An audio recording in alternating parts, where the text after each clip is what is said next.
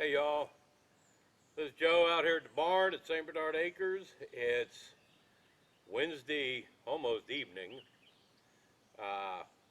May 10th. Got to sneak out here after work because I had some stuff to bring out here. And let me real quick explain the title when I say, stuff for the bug out location / homestead. St. Bernard Acres, as it stands right now, is our bug out location, our main bug out location.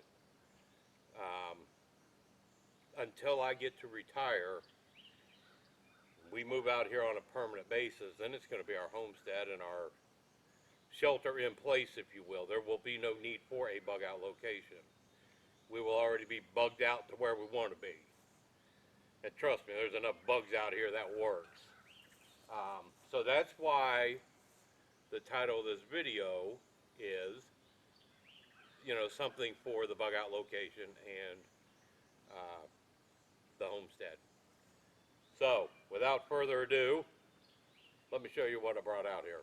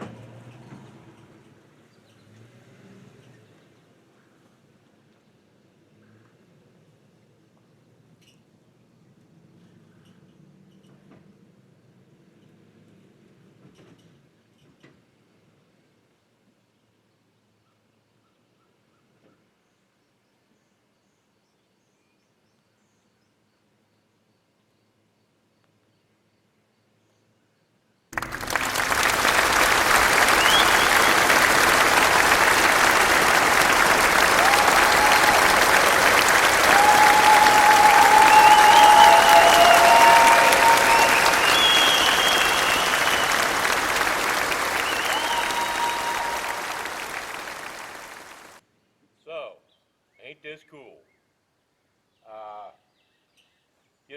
I showed you the last couple videos was over at a friend's house, helping him build a rabbit barn so we can go get some rabbits. And this is how it works out when you're nice to people and people are nice to you. This is how things are supposed to work. While I was over there, he had a couple totes under his deck. And I noticed one of his neighbors down the way had about 15 of these totes. And he's putting in a vineyard. So he had all these things lined up on the back of his house. And I had just happened to mention that, I could use a couple more totes because if you remember, I had two of them that were, food grade and food ready that I'd brought out here, and my neighbor had dug a hole for two totes over at his cabin, and they never showed up. And I said, well, you got the hole and everything, go to my barn, grab the two totes that I've got in the barn and take them and get yourself set up. We'll deal with it later. So those were gone because, Bobby went in and set himself out.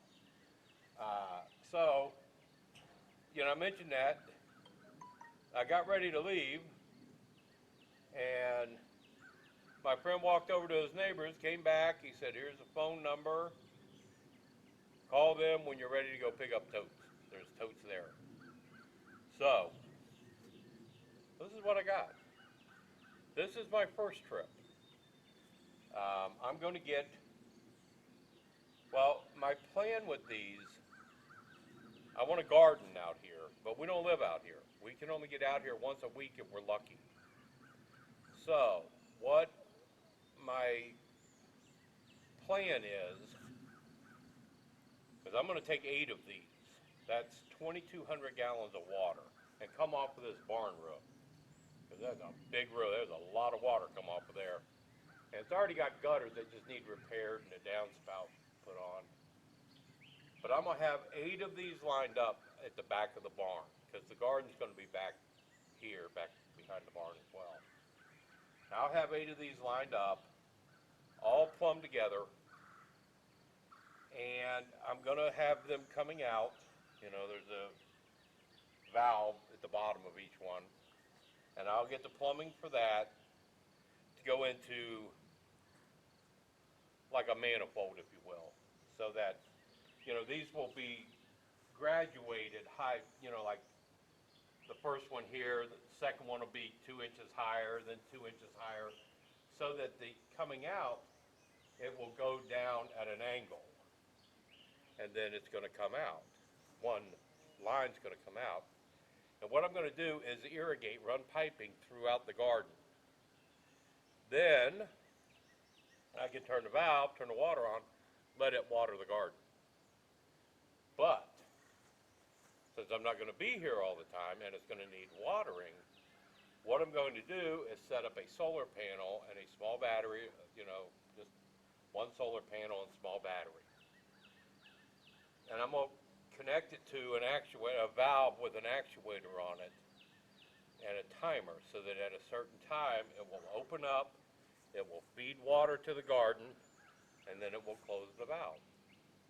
The next day it will open the valve, feed water, it'll do that until it runs out of water. Or hopefully with 2,200 gallons, it's never going to run out of water. I'm not going to be using that much. I'm not having that big of a garden, but it's going to be able to be watered while we're here, you know, while we're not here. So that alleviates that. This, what's in these, was liquid lime. This comes from the a city water treatment facility, and they treat the drinking water with this stuff to, I guess, make it taste better. There is nothing harmful in it. I'm going to, you know, take them by the car wash and rinse them all out, get all of them out, because there's still a few gallons left in each one. So I'll, you know, go by, power wash them all out, just for the heck of it. Lime's not going to hurt the garden anyway, you know, a little bit. So that's going to take care of 8 of these. Then our cabin that we're building over here, I'm going to get 2 more for the water supply for the cabin and come out of the spring down there and pump water to these like they're a cistern. 2 of these will give me 550 gallons of water for the cabin, which is all I'll need because we're just going to use it on the weekends. But that will supply what I need for that. Then I can go get some more if I find a use for them. If my spring actually winds up being a year-round spring, then that's going to eliminate a lot of need for anything. I don't know for a fact yet that that's what it's going to be. It's running now still, so we'll see. But yeah, these I got for no cost. And had I not gone over to help somebody with their barn, then I would have never known about them. You know, it just, that's how things work out. That's why I'm always nice to people. That's why I always help people whenever I can. I don't expect anything from it. And you wind up with blessings. The 2 that I had bought, that I originally had out here that were food grade, like these, I paid $100 a piece for. So, you know, to find a supply of them, you know, evidently, according to the FDA or the EP, somebody in the government, the company that furnishes the lime can't use them twice. They can't take them back because they can only be used once. Why, I don't know, but that's the law. So they have have these that they have to get rid of. And I'll take these, when we come back out this weekend, I'll stop by and get 4 more. So I have my 8 to get started on my watering system for the garden. But I think that's going to be a neat little project, and actually find an actuated valve that I can control on and off when I'm not here. So that's going to be pretty neat, and I'll get the videotape all that and all the fails with it. But I wanted to show what I got for the bug out location and the future homestead.